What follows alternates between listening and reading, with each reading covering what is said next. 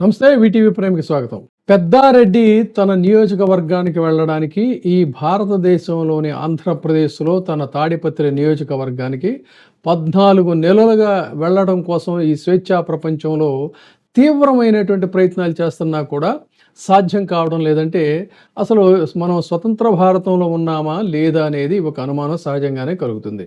అయినా సరే నిస్సిగ్గుగా చివరికి న్యాయస్థానాలు తీర్పులిచ్చినా కూడా న్యాయస్థానాల కంటే మేమే అతీతమని ప్రస్తుత కూటమి ప్రభుత్వం దాని ప్రతినిధులు వ్యవహరిస్తున్నటువంటి తీరులో ఎట్లాంటి పరిస్థితుల్లో కూడా రానివ్వం అని చెప్పని అతన్ని ఎక్కడికక్కడ అడ్డగించడం, హైకోర్టు అవసరమైతే పోలీసు సెక్యూరిటీతో వెళ్ళమని చెప్పని అనుమతి ఇచ్చినప్పటికీ కూడా దాన్ని కూడా బేఖాతరని చెప్పని పోలీసులు అడ్డగించడం, ఇలా 14 నెలలుగా అతను తన పోరాటాన్ని అయితే ప్రజాస్వామ్యయుతంగా చేస్తూనే ఉన్నాడు. అయినా సరే జేసీ ప్రభాకర్ రెడ్డి వర్గీయులు అని చూపిస్తున్నప్పటికీ కూడా అతన్ని సహజంగానే ఎంకరేజ్ చేస్తున్నది కూటమి ప్రభుత్వం. ప్రభుత్వం ఎంకరేజ్మెంట్ లేకుండా అతను అంత దుస్సాహసానికి పాల్పడడు.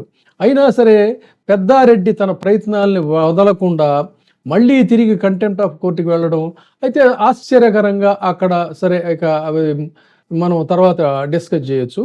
దానికి సంబంధించి స్టే విధించడంతో తిరిగి సుప్రీంకోర్టుకి వెళ్ళాడు. సుప్రీంకోర్టుకి వెళ్ళినప్పుడు సుప్రీంకోర్టు అయితే ఈ కేసు బెంచ్ మీదకి రాగానే చాలా ఆసక్తికరంగా వినడం అనేది ఇక్కడ ప్రత్యేకంగా గమనించదగిన పరిణామం. చాలా ఆశ్చర్యం వ్యక్తం చేసింది. ఒక మాజీ ప్రజాప్రతినిధి ఏంటి 14 నెలలుగా తన నియోజకవర్గంలోకి రానివ్వకపోవటం ఏంటి అని అంటే, దాని గురించి ఆయన తరఫు న్యాయవాదులు చాలా డీటెయిల్డ్గా మొత్తం వ్యవహారాలన్నీ వివరిస్తున్నప్పుడు ప్రత్యేకమైనటువంటి శ్రద్ధతో సుప్రీంకోర్టు న్యాయమూర్తులు విన్నారు. సిద్ధార్థ న్యాయవాది, మరొక న్యాయవాది సిద్ధార్థ దవే, ఇంకొక న్యాయవాది పొన్నవోలు సుధాకరు, మరొక న్యాయవాది అల్లంకి రమేష్ మొత్తం ఆంధ్రప్రదేశ్లో జరుగుతున్నటువంటి వ్యవహారాలన్నిటినీ కూడా క్లియర్ కట్గా వివరించినప్పుడు సుప్రీంకోర్టు ఆశ్చర్యపోయింది. అసలు ఇది భారతదేశమేనా అనేటువంటి ఒక పరిస్థితి, స్వతంత్ర దేశంలోనే మనం ఉన్నాము అనేటువంటి దీంతో, మీరు ఒక మాజీ ప్రజాప్రతినిధి, మీరు వెళ్ళండి, ఎవరు ఆపుతారు మిమ్మల్ని? అవసరమైతే ప్రైవేటు సైన్యాన్ని కూడా తీసుకెళ్ళమని చెప్పారు అని అంటేనే ఆ కేసులో ఉన్నటువంటి తీవ్రత ఏంటి అనేది సుప్రీంకోర్టుకి చాలా క్లియర్గా అర్థమైంది. మీరు ప్రైవేటు సెక్యూరిటీని తీసుకెళ్ళండి, ప్రైవేట్ సెక్యూరిటీ కూడా కాదనట్టయితే పోలీసు కూడా ఇవ్వాలి. సహజంగా పోలీసులు ఇలాంటి స్పెషల్ వీటిని అరేంజ్ చేసినప్పుడు ఏంటంటే ఆ ఖర్చులన్నీ కూడా వారే భరించుకోవాల్సి ఉంటుంది. కాబట్టి అదే విషయాన్ని సుప్రీంకోర్టు ప్రస్తావించినప్పుడు దానికి పెద్దారెడ్డి సరేనన్నాడు. అంటే వాళ్ళకి తన సెక్యూరిటీకి పోలీసుగా అయ్యేటువంటి ఖర్చులన్నీ కూడా ఆయనే భరించాల్సి ఉంటుంది. ఆ విధంగా పోలీసుల్ని దాంతోపాటుగా తన ప్రైవేట్ సెక్యూరిటీని పెట్టిన తర్వాత ఇది సుప్రీంకోర్టు దృష్టికి వెళ్ళింది. అంటే దీని అర్థం ఏంటి? ఆంధ్రప్రదేశ్లో జరుగుతున్నటువంటి అరాచకం అటు చూస్తేనేమో నెల్లూరులో జిల్లాలోని కావలిలో తలలు నరికేస్తాం, మీరు రావడానికి వీల్లేదని అక్కడ మాజీ ఎమ్మెల్యేలని, మాజీ ప్రజాప్రతినిధుల్ని, ప్రస్తుత ప్రజాప్రతినిధుల్ని వాళ్ళని బెదిరిస్తారు, అక్కడ అడుగు పెట్టడానికి వీల్లేదని. మరొక నియోజకవర్గానికి అది పల్నాడు సంగతి అయితే సరే పల్నాడులో అసలు అరాచకాలకు అంతే లేకుండా పోయింది. అంటే ఇవన్నీ కూడా ఎంకరేజ్ చేస్తున్నటువంటి శక్తులు ఎవరు? ఒక కేంద్ర బిందువుగా ఏ ఎక్కడైనా సరే వైసీపీ వాళ్ళు అని అంటే వాళ్ళని అసలు నలిపేయండి, చిదిమేయండి అనేటువంటి రీతిలో ఎంకరేజ్ చేస్తున్నటువంటి పరిస్థితుల్లో కోర్టులు వీటి మీద దృష్టి సారించాయి. కోర్టు దృష్టికి వెళుతూ ఉంది. సుప్రీంకోర్టు దాకా కూడా ఒక మాజీ ప్రజాప్రతినిధిని వెళ్ళడానికి వీల్లేదని కట్టడి చేసినటువంటి ఇది, దానికి సుప్రీంకోర్టు ఇచ్చినటువంటి తీర్పు ఖచ్చితంగా రేపు ఇది జాతీయ స్థాయి వార్త అవుతుంది. జాతీయ స్థాయి వార్తే కాకుండా లీగల్ ఫ్రాటర్నిటీలో ఇది ఒక రికార్డెడ్ కేసుగా రెఫరెన్స్ కేసు కింద ఉంటుంది.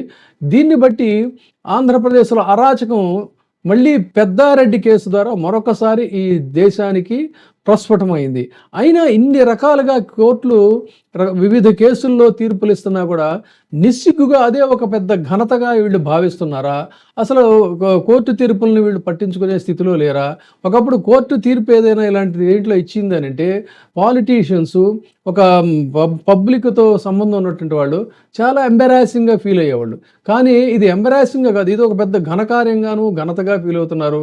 కానీ అంతిమంగా ఇవన్నీ ఒకదాని తర్వాత ఒకటి ఇదైన తర్వాత ఈ వీళ్ళ పరువు ఎంత దారుణంగా వీళ్ళ వెనక తెలియకుండానే ఐస్ క్రీములా కరిగిపోతుంది అనేది మాత్రం మాత్రం పాపం వీళ్ళకి అర్థం కావడం లేదు.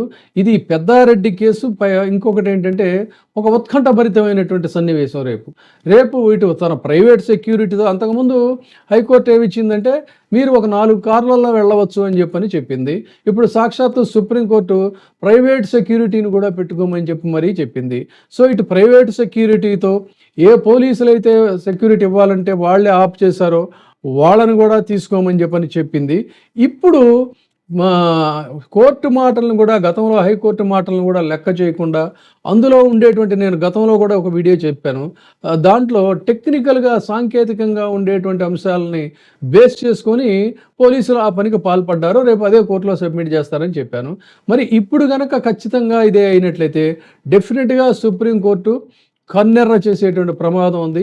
వాళ్ళకి చాలా సీరియస్ యాక్షన్ ఉంటుంది దీని మీద కనుక ఈసారి ఏదైనా లేమ్ ఎక్స్క్యూజెస్ టెక్నికల్ ఎక్స్క్యూజెస్ కనుక చెయ్యాలి అనుకుంటే డెఫినెట్గా అది ఇబ్బందికరమైన పరిస్థితి అవుతుంది. కాబట్టి మరి ఏం చేస్తారు? అయినా సరే మనకి పైన మనల్ని కాపాడే వాళ్ళు ఉన్నారు కాబట్టి అంతా వాళ్ళు చూసుకుంటారని మళ్ళీ అదే రకంగా తెగిస్తారా? కాదు అన్నట్లయితే ఈసారైనా బుద్ధిగా సుప్రీంకోర్టు చెప్పినట్టుగా నడుచుకుంటారా? ఇది ఇలా ఉంటే తొడలు కొట్టి మెడలు తిప్పుతూ హడావుడి చేస్తున్నటువంటి జేసీ ప్రభాకర్ రెడ్డి మరి తన వ్యవహారం ఇప్పుడు ఎలా ఉంటుంది? ఏం చేయబోతున్నాడు? ఇదంతా కూడా ఖచ్చితంగా ఒక ఉత్కంఠభరితమైనటువంటి సన్నివేశం. పెద్దారెడ్డి తాడిపత్రికి ఎప్పుడు మళ్ళీ బయలుదేరుతున్నాడు ఈ ఆర్డర్స్ తీసుకొని ఏం చేయబోతున్నారు అనేది ఒక ఆసక్తికరమైన సన్నివేశం. మొత్తంగా చూసుకున్నట్లయితే మాత్రం ఈ కేసు మీద చాలా ఇంట్రెస్ట్గా దృష్టి సారించింది.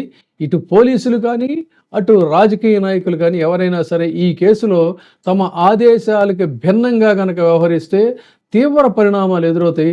దాని కాన్సిక్వెన్సెస్ దాని రెప్రకషన్స్ మాత్రం డెఫినెట్గా ఒక వ్యవస్థ పరంగా మాత్రమే కాకుండా ఇండివిజువల్గా కూడా వీటిని ఫేస్ చేయాల్సి ఉంటుంది. కాబట్టి సో చూద్దాం మరి తాడిపత్రి నెక్స్ట్ ఎపిసోడ్ ఏ విధంగా ఉంటుంది అనేది ఆ తర్వాత దాన్ని డిస్కస్ చేయాలి. బట్ ఎనీవే ఇది సుప్రీంకోర్టు కేసు మాత్రం ఒక సంచలనాత్మకమైనటువంటి తీర్పుగా మాత్రం మనం చెప్పాలి. Thank you.